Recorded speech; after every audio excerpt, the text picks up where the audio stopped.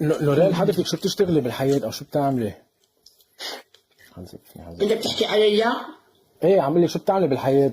انا مرأة ماكلة في البيت. حلو، عندك عائلة؟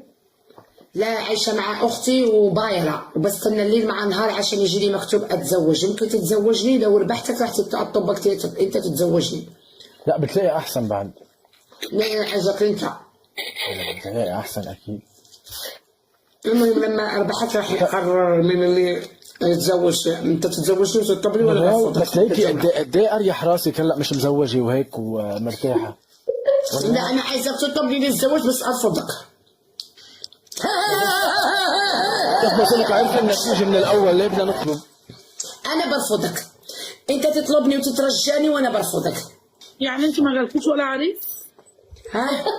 ما قالكوش انت ولا ايش قالت على الملح سكتي؟ خراسي.